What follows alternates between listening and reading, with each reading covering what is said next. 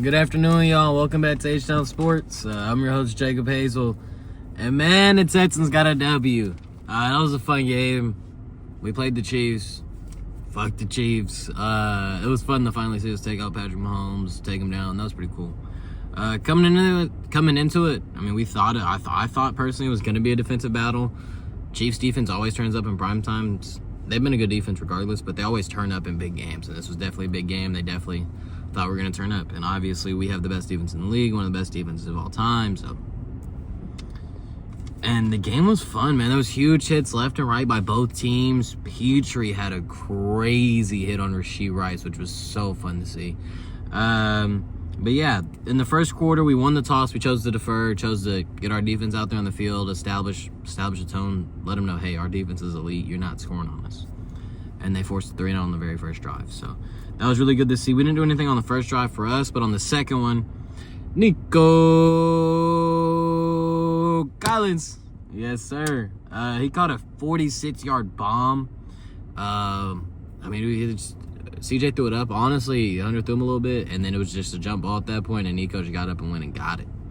We were cooking, and then we did the Texans thing where on third and it was either goal to go or our first would have been at the 4-yard line. So we're inside the red zone. On third down, we throw a touchdown pass, and it gets called back due to an illegal shift, a pre-snap penalty that had nothing to do with the play. Then on fourth down, we run the tush push, we get the first down, and then it's called back due to offensive offsides. So it's like we're just doing those things where we're shooting ourselves in the foot that we can't do. We can't do that, man. We got to stop making pre-snap penalties. It's the worst penalty to make because no one else is doing it to you. It's you. It's unforced errors. We ended up settling for a field goal. Went up 3-0 in the first quarter with 4 minutes left. And then defense got another quick stop on offense. Another quick stop. Offense got back out there. And then yet again, Nico Collins with another big play. This catch for 53 yards. And then third and goal, we honestly got stalled a little bit. You're thinking, oh no, hopefully we don't get stalled in the red zone again. And CJ stood in the pocket. The linebacker who was supposed to be guarding Woody, just rushed the passer, and Woody was left wide open. CJ dumped it off to Woody Martz, and Woody got in for a touchdown. So it was 10-0 Texans with 9 minutes left in the second quarter at that point. And then in the second quarter, Chiefs missed a field goal. Normally everything goes their way. Today, nothing went their way. So they missed a field goal with 1 minute left, hit off the upright. That's one of the best sounds to hear in football whenever it's not your team, is just hearing a football doink off the post and miss. Super fun to see. We had a chance to double dip. We were at the 30, 40-yard line or something like that. 3 timeouts. We had a chance to get 3, get 7 before half, and then come out of half and get 3, get 7, and boom, double dip just like that, and that ball game looks completely different. We didn't. Our clock man, D'Amico's so good at everything but managing a clock or timeouts. Everything else, elite coach. I love him. I don't want him to go anywhere regardless, but that's something he can definitely work on. I don't know how you work on that as a coach. I don't know if it's a situational thing, like you study film or something. I don't know what you're supposed to do to work on that, but he's got to work on it because, man, that was awful in the first half. We didn't get anything. Again, our drive just looked rough. It was 10-0 Texans at the half, though, so 10-point lead at the half. We'll take that any day of the week. And then coming out, we're getting ball, so you're getting excited. You're like, all right, we're up 10-0, we're getting the ball. And man, the Texans offense was so bad in the third quarter. We played just so conservatively. It almost looked like we were playing like there was 3 minutes left in the fourth quarter versus 30 minutes left in the whole game. I felt like Nick Caley was just Bill O'Brien all over again, man. Ran on first every time, nothing going. We had 4 3-and-outs in a row to start the third quarter. That's how bad it was. Our defense was out there on the field the whole time. Offense couldn't get anything going. So the defense did crack ever so slightly because they're on the field every play now. They just have no help. There's no gas. There's no breathers. There's no nothing. And you can see those cracks. You can see that tiredness coming through because on fourth down, Chiefs are in the red zone. Chiefs are, I think they're at the 4-yard line. So it's the first down was the 3-yard line and the touchdown's right there. Something like that, basically. And Danielle Hunter gets in the backfield, hits their running back, Kareem Hunt, stops him in the backfield. Like, he hits him in the backfield. He has him wrapped up. Kareem Hunt just runs over him.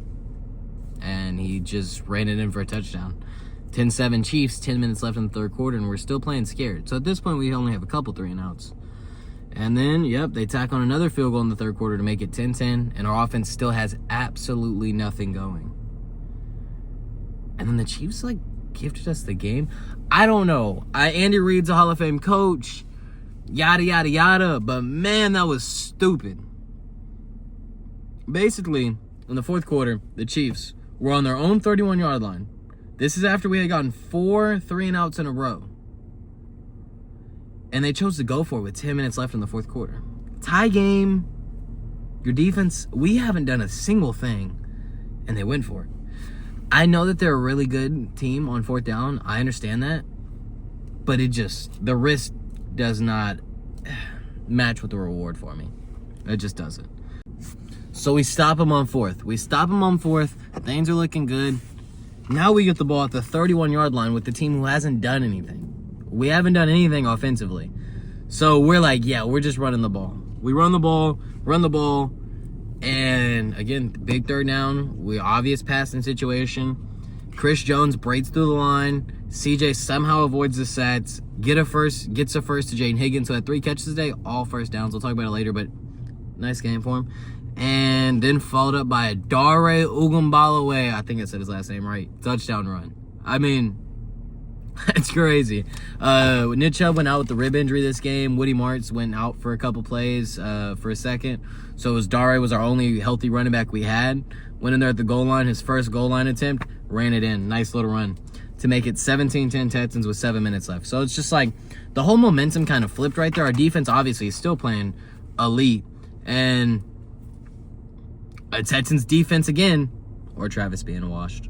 The dude bobbled the ball, it hit him dead in the hands. It was a little bit behind him, but Kelsey normally makes that play. He bobbled the ball, he got hit, ball went in the air, and then Azeez Al-Shaair got an interception off of it.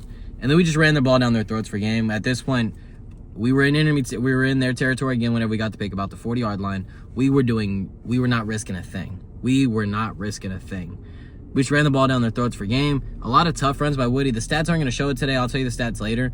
But he played a really good game. He ran the ball hard. And on that last drive that we sealed the game, he did his job. And then Fairbairn knocked in a field goal to make it 20-10 with 30 seconds left and winning us the game, which was super cool. Team notes, our defense is literally the best in the league. It's one of the best of all time. I mean, teams start at the 35-yard line in the new era of the NFL, and they still can't score on us. They still can't get 3 points. All they need is 2 or 3 first downs, and they're in field goal range, and they can't get it. We only allowed 160 passing yards today, had 2 sacks, 3 interceptions. I mentioned Azeez Al-Shaair's pick. Did I mention? I didn't mention Petrie or Lassiter. Petrie in the first quarter had a really cool interception. He tipped it. He jumped in front of the pass, tipped the pass into the air, then basically ran in a little circle and caught the pass that he tipped, which was really, really cool. And then Lassiter caught an arm punt kind of thing from Mahomes, but it was nice. Getting that momentum going was awesome.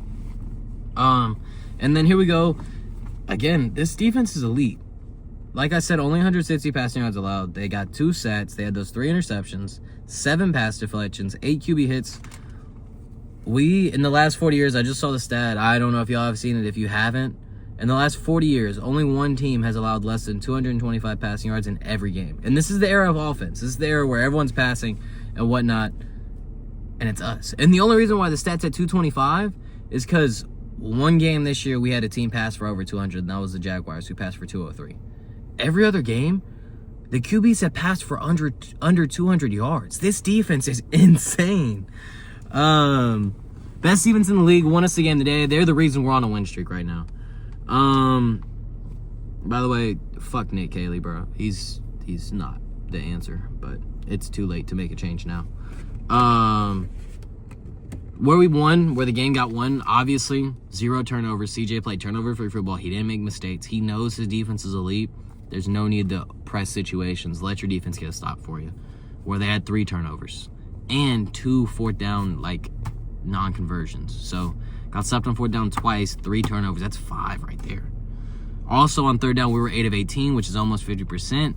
Meanwhile, Chiefs were 4-14. So, I think that's where the game got won. Shout out to them. And then for the players, Nico Collins. Man, he's so good. 4 catches, 121 yards. Got shut down in the second half a little bit. That's okay. It happens. But he's a big play machine, man. It wasn't the reason. He didn't get shut down because of him. Nick Haley started playing like a... I just love seeing him catch jump balls. Like, it's so fun to just see CJ throw it up and Nico go up there and get it. Fun guy to watch. Mr. Top 5, Nico. Dare. Quick shout out to Dare. I mean, stay ready crew. The dude came in there, ran 1 or 2 snaps, and then didn't play the rest of the game. But he got us that touchdown. That was huge, man. Shout out to Dare. That boy's always ready. Great special teamer regardless. I like a backup kicker for us. Like, come on. Woody, tough run in the day. 26 rushes for 68 yards. It looks bad. But, man, he was getting hit at or behind the line of scrimmage all day. And when we needed it, he came through. He came through in that fourth. Had a couple nice runs where those 5 to 6 yard runs don't look big in the box score. They're not going to pop off the page, off the stat sheet. But, man, they matter. They matter so much. And he was doing that today. Jaden Higgins had 3 catches for 34 yards. Doesn't sound like anything. All three of his catches were first downs.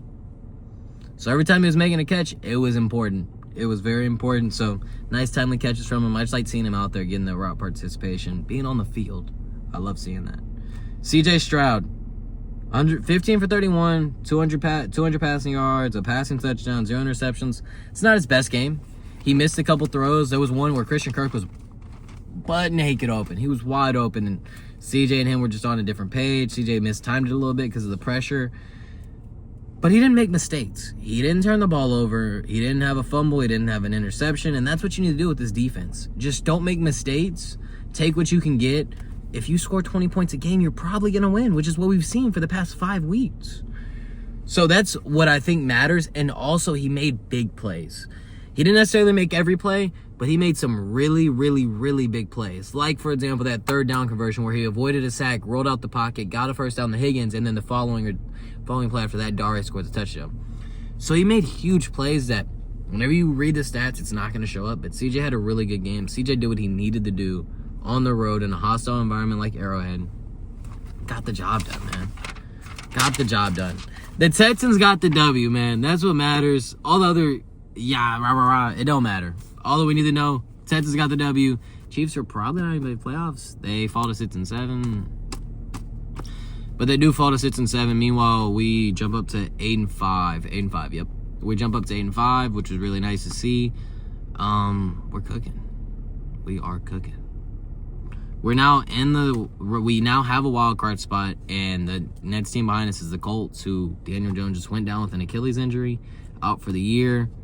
And the next competition after that is, I think, the 6-7 Ravens, 6-7 Chiefs. So we control our own destiny. We're only a game back of the Jaguars. I will say Jaguars don't really play anybody.